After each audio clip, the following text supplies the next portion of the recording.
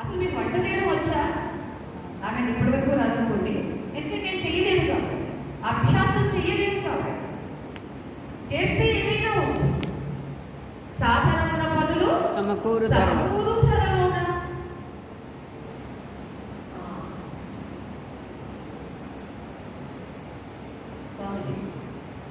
అనుభూతిరభావేస్మిన్ బ్రహ్మాస్మీత్యేవ చింత్యత అభ్యస ప్రాప్యతే ధ్యానాత్ నిత్యాప్తం బ్రహ్మకిం పునః అని విద్యారణ్య స్వాముల వారు చెప్తారు.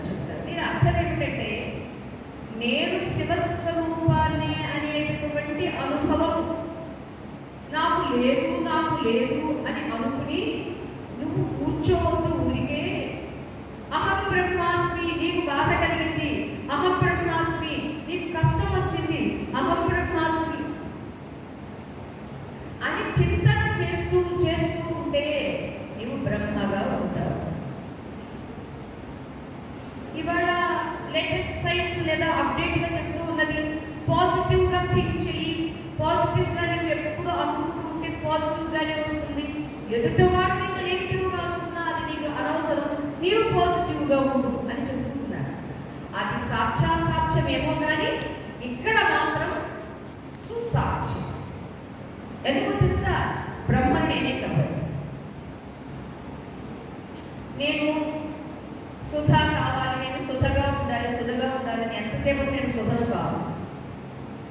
ఆత్మగా నేను కావాలనుకున్నప్పుడు ఆత్మనే కాబట్టి, ఆత్మను మర్చిపోయి ఉన్నాను కాబట్టి, ఇప్పుడు గురువు గుర్తు చేస్తున్నారు కాబట్టి నేను ఆత్మను, నేను సచ్చిదానంద స్వరూపాన్ని, చిదానంద రూప శివోహం అని నేను అనుకోవడం ద్వారా శివునిగా మిగులుతాను. తేడా ఉందా ఇక్కడ?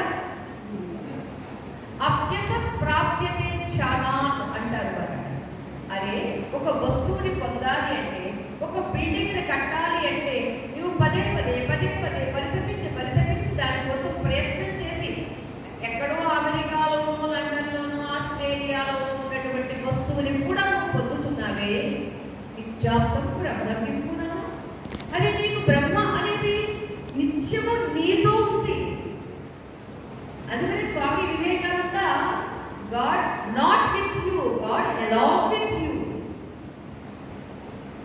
దేవుడు నీతో కాదు, దేవుడుగానే ఉన్నావు. దేవుడు నిన్ను విడిచిపెట్టడు, నువ్వు విడిచిపెడతావు అంతే.